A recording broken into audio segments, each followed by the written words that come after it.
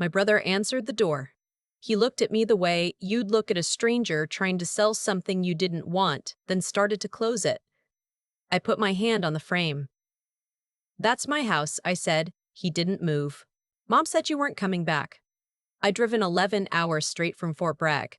I had a duffel bag, a folder of documents, and exactly $42 in my checking account. I hadn't slept. I hadn't eaten since a gas station sandwich somewhere outside of Raleigh, and I was standing on the porch of the house my grandmother had left me, being told by my younger brother that I wasn't welcome. I should back up. My grandmother, Loretta Mae Sutton, died in March of the year I was deployed to Kuwait. She was 81 years old, sharp as a tack until the last 6 months, and she had made it extremely clear, to me, to her attorney, to anyone who would listen, that the house on Magnolia Creek Road was mine. She'd raised me there after my parents' divorce. I'd mowed that lawn every Saturday from age 9 until I left for basic training. She used to say, "This house knows your footsteps, baby. It's been waiting for you." Her attorney had sent me a letter overseas. I was her primary beneficiary. The house, the savings account she kept quiet from everyone, and a small piece of land adjacent to the property, all of it to me. I wrote back. I said I'd handle the paperwork when I got home. What I didn't know was that my Uncle Bart had already started handling things himself. My Uncle Bart is my mother's younger brother. He's 63 years old, lives 40 minutes away in a double wide he's been fixing up for the past decade, and has never in my entire memory held a steady job for more than 8 months. He has opinions about everything and responsibility for nothing. Growing up, my grandmother used to slip him grocery money through the back door so his pride wouldn't have to see it. She loved him. She also didn't trust him with a lawnmower, let alone a property deed. But while I was in Kuwait coordinating logistics for a forward operating base, my Uncle Bart drove to my grandmother's attorney's office with my mother, my brother Kevin, and apparently a version of my grandmother's will that none of us had seen before. I didn't know any of this when I came home. I found out in pieces. First, my mother didn't call me when I landed. That was strange. She'd always called. Then when I drove to the house, Kevin answered the door like I was a stranger. Then when I asked to come inside, he said he had to call my uncle first. I stood on that porch for 22 minutes, in the heat, with my duffel bag, having just come home from 7 months overseas. When my Uncle Bart finally showed up, he pulled into the driveway in a truck I didn't recognize, new, or nearly new, with chrome detailing, and walked toward me with his hands in his pockets like he was doing me a favor. "Hey, sweetheart," he said. "Welcome home." I asked him what was going on. He smiled. He had the particular smile of a man who has been rehearsing a conversation and thinks he's already won it. He said my grandmother had updated her will 3 weeks before she died. Said she'd had a change of heart. Said she wanted the property to stay in the family unit, which apparently meant him and my mother and Kevin, but not me. I said I wanted to see the document. He said his attorney had the original. I said I wanted to see a copy. He said he'd have to ask. I drove to a motel that night. The same motel off Route 9, where my grandmother used to take me for pancakes after church when I was little, because it had a diner attached. I sat in the parking lot for a long time. I didn't cry. I was too tired and too confused to cry. I just sat there trying to understand what had happened to my family while I was gone. I called my grandmother's original attorney the next morning. His name was Mr. Calloway, and he'd handled her affairs for over 20 years. When I told him what my uncle had said, there was a pause on the line that told me everything before he said a single word. "Leanne," he said, "I need you to come into the office." I drove over that afternoon. He showed me the original will, the one he'd drafted, the one my grandmother had signed, the one that named me. Then he showed me what my uncle had submitted to the probate court. It was a different document. Same general format, different provisions. And at the bottom, my grandmother's signature. Mr. Calloway had known my grandmother for 20 years. He'd watched her sign documents. He said he'd had concerns the moment he saw it, but he wasn't a forensic examiner. He couldn't say definitively that it was forged, but I could see it. I don't have professional training in document analysis, but I had stared at my grandmother's handwriting my entire life. Birthday cards, grocery lists she'd leave on the counter, checks she'd written. The signature on that second document had the right letters in the right order, but it didn't have her. It was too neat, too steady. My grandmother's hands had shaken in the last 2 years of her life. Her real signature showed it. This one didn't. I took photos of both documents on my phone and walked out to my car. I sat in the driver's seat for a long time. I knew what I was looking at. I also knew that knowing isn't the same as proving. I had been trained to solve logistical problems under pressure, supply chains, resource allocation, getting the right things to the right place at the right time without anyone dying because something fell through. This was a different kind of problem, but the approach was the same. Start with what you know. Find what you're missing. Don't move until you have what you need. I needed two things: proof the signature was forged and proof of why. The second part turned out to be easier than the first. I started asking quiet questions around town. My grandmother had been a fixture in that community for 60 years. People knew her, people talked to her, people noticed things. Her neighbor, a retired school teacher named Mrs. Paulson, who had lived next door since 1987, mentioned almost casually that she'd seen my uncle's truck in the driveway several times in the weeks before my grandmother passed. That wasn't unusual on its own. What was unusual was the man he brought with him, a younger man, mid-30s, who arrived in a separate car and always carried a briefcase. Mrs. Paulson thought he might be a lawyer. I asked if she'd noticed anything else. She thought about it.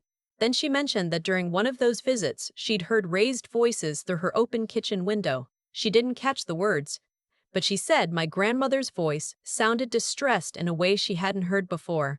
I wrote it all down. Then I started on the first part, the signature itself. Through a veterans legal assistance program, I connected with a forensic document examiner based in Charlotte. Her name was Dr. Carblett, Elaine Forsyth, and she'd spent 23 years doing exactly this kind of work. Question: document examination, signature analysis, ink dating. I sent her high-resolution scans of both signatures. She came back to me in 2 weeks. Her conclusion: the signature showed significant inconsistencies in pen pressure, letter formation, and tremor pattern. She noted that the signature on the contested will displayed characteristics inconsistent with a writer who showed evident fine motor limitation in the authenticated sample. In plain language, the signature on my uncle's document did not match the physical reality of how my grandmother wrote in the last year of her life. She put it in writing, signed, dated, with her credentials and professional certifications attached. I held that report in my hands and felt something shift. Not relief. Not yet. Something quieter. Like the ground becoming solid under your feet after a long time of not trusting it. My uncle had filed the contested will in probate court. That meant there was already a legal proceeding. Mr. Dishon, great. Calloway helped me file a formal objection and connected me with a probate litigation attorney named Ms. Dewar, who agreed to take my case. She was 54 years old, had short gray hair, and wasted no words on anything. I liked her immediately. She told me what we had was strong but not guaranteed. Forensic evidence of signature inconsistency would require the judge to weigh it against the submitted document. My uncle would have his own attorney. It would get contentious. Are you ready for that? She asked. I said I'd spent 7 months in Kuwait. I was ready for contentious. The hearing was set for a Thursday morning in November.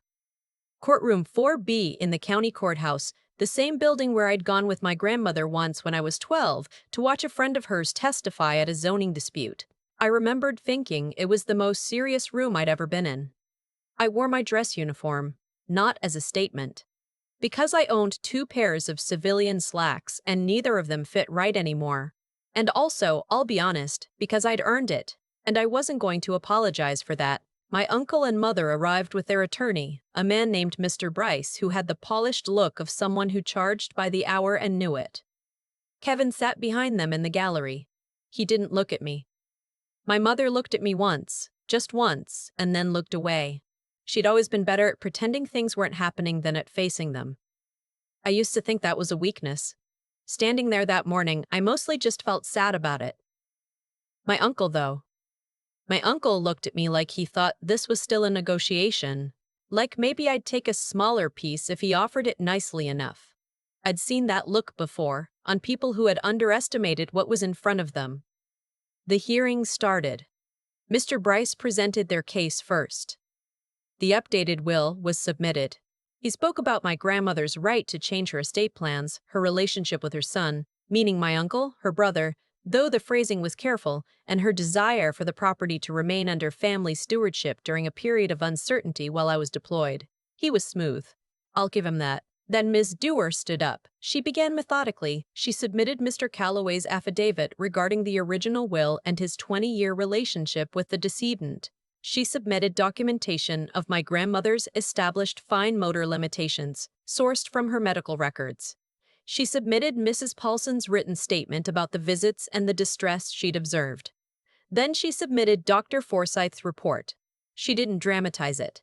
She just placed it before the judge and summarized the findings clearly. The signatures were inconsistent with the authenticated sample in 3 distinct measurable ways, and the inconsistencies were not attributable to normal variation.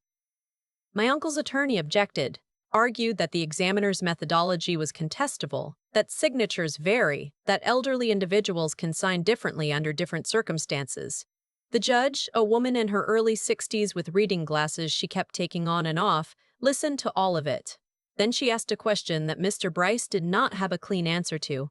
She asked why, if my grandmother had chosen to update her will, she had not contacted her attorney of 20 years to do so, but had instead executed the document through a notary my uncle had arranged, with witnesses my uncle had brought. There was a silence. Then Ms. Dewar stood up and said she had one more item to submit. I'd found it 6 weeks before the hearing, in the process of going through every piece of information I could locate about those final weeks of my grandmother's life. My grandmother had used a landline. She'd never trusted cell phones, and her phone records were obtainable through the estate. Going through them, I found something. 2 days before the date on the contested will, there was an outgoing call to Mr. Calloway's office, a call that lasted 4 minutes. I'd already spoken to Mr. Calloway about this call. He remembered it. My grandmother had called asking whether it was too late to make changes to her will. He told her it wasn't and that she should come in whenever she was ready. She'd said she would call back to make an appointment. She never called back, because 2 days later her signature appeared on a document she hadn't drafted with witnesses she hadn't chosen, through a notary my uncle had arranged. The phone record combined with Mr. Calloway's recollection meant something specific. My grandmother had been thinking about her will in those final days, had contacted her own trusted attorney to ask about it, and then had not followed through with him. Instead, a document appeared through other channels. Miss Dewar submitted the phone record. She submitted Mr. Calloway's written statement about the call's content. She said nothing further. The judge took off her glasses. She looked at the documents in front of her. Then she looked at my uncle's table for a long moment. She called a brief recess. During the recess, I sat in my chair and didn't speak. Ms. Dewar sat next to me writing notes on a legal pad. I looked at my hands. I thought about my grandmother in her kitchen making biscuits, flour on her forearms up to the elbow, telling me that the most important thing a person could do was tell the truth even when it cost them something. Lies are expensive, Leanne, she'd say. You might not see the bill right away, but it always comes. The recess lasted 18 minutes. When the judge came back, she did not look at my uncle. She referred the matter of the contested will to the county district attorney's office for investigation of potential fraud. She entered a temporary order freezing any disposition of the estate assets pending the outcome of that investigation. And she stated clearly on the record that the evidentiary weight of the forensic analysis, combined with the procedural irregularities in how the contested document had been executed, gave her significant concern about its authenticity. She did not rule the will forged. She didn't have to. She referred it. That was enough. My uncle stood up. His attorney put a hand on his arm. Kevin, behind them in the gallery, had gone very still. My mother was staring at the table in front of her like if she looked at it long enough it might offer her an exit. I didn't feel triumph. I want to be clear about that because people expect you to feel triumph in a moment like that, and I didn't. What I felt was exhausted, and underneath the exhaustion, something that was close to grief. These were my people. This was my family. My grandmother had loved every single person in that room, including the ones who had done this to her memory and to me. And nothing that happened in that courtroom was going to change the fact that I'd come home to a locked door. The investigation took 4 months. During that time, I was staying in a short-term rental, living on my military savings and a part-time logistics consulting job Ms. Dewar had connected me with. I didn't go to my mother's house. I didn't call my uncle. Ms. Dewar handled all communication. The DA's office brought in their own forensic examiner. His findings aligned with Dr. Forsyth's. They also pulled financial records, and that's where the rest of the picture came into focus.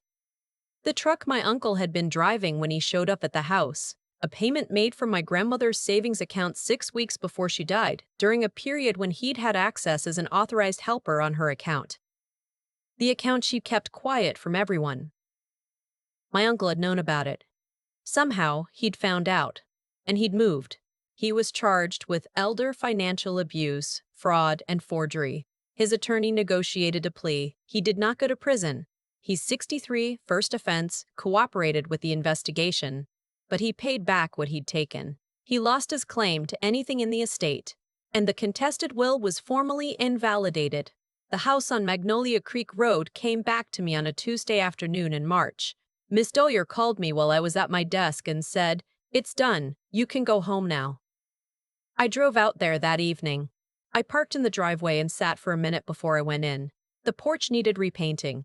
The front garden had gone wild. One of the shutters was hanging loose. I made a mental list of everything that needed doing, and then I stopped making a list and just looked at it. I hadn't cried yet, not through any of it. Not in the motel parking lot, not in the courthouse, not in the 4 months in between. I cried in the driveway, not for long, but I did. I went inside. The house smelled different, like other people had been living there, which they had. But underneath it, if I stood in the hallway and stayed still, I could find what I remembered. Old wood. A faint trace of the lavender sachets my grandmother kept in the closet. The particular way the evening light came through the window above the kitchen sink. I stood in that kitchen for a while. I thought about what she'd said about lies being expensive. I thought about the phone call she'd made 2 days before that document appeared, reaching out to her own attorney, asking if it was too late to make sure things were right, and then being overtaken by events before she could follow through. She'd been trying. She'd been trying to make sure I was taken care of. I don't know exactly what happened in that house in those final weeks. I don't know what my uncle said to her, or whether she understood what she was signing, or whether she signed anything at all. I know what the evidence showed, I know what the court decided, and I know that my grandmother made that phone call. That's what I came home to in the end. Not a clean story, not a perfect resolution, a house, a legal finding, and the knowledge that the woman who raised me had been trying to do right by me even at the end. My brother Kevin reached out 6 weeks after it was over. A text message, not a call, a text that said he hadn't known everything that was going on and was sorry for how he'd acted at the door. I read it twice. I haven't responded yet. I'm not sure what I want to say. I'm not sure I'm there yet. My mother has not reached out. I planted marigolds along the front walk in April. My grandmother always had marigolds. I figured it was a place to start. The porch got repainted in May. The shutter is fixed. The garden is coming back slowly. Some things you can bring back and some things you have to replant entirely, and the trick is knowing which is which. I'm still figuring that part out, but I'm home. And that took everything I had.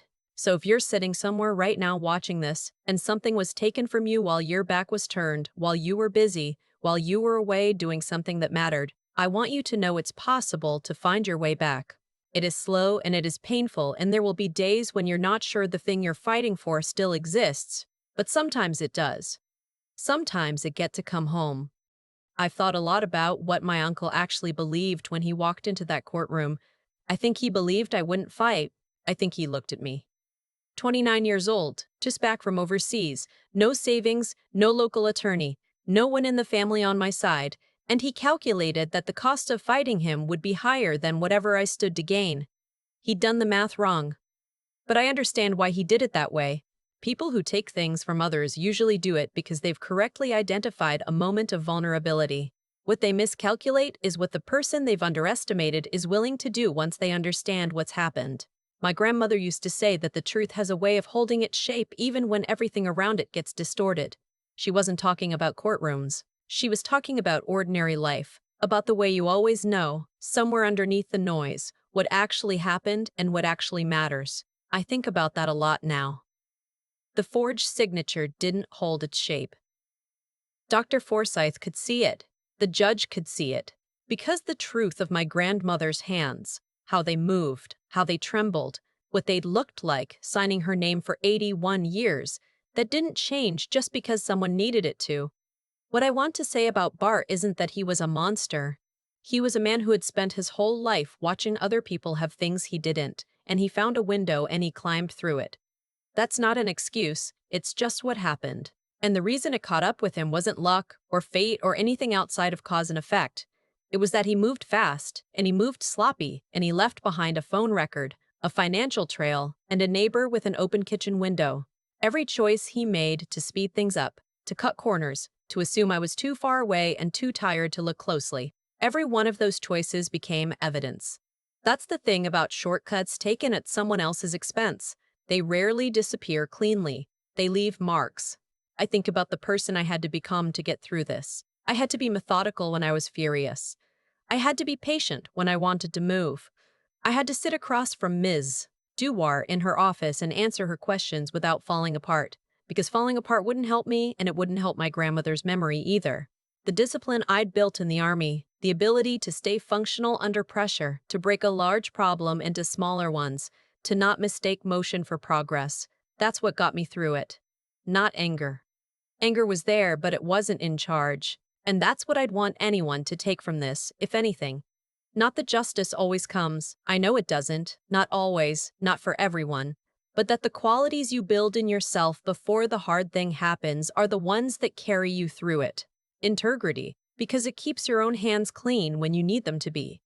Clear thinking, because emotion alone won't win anything that matters. And the willingness to keep going on a Tuesday when nothing has been resolved yet and you're not sure it ever will be.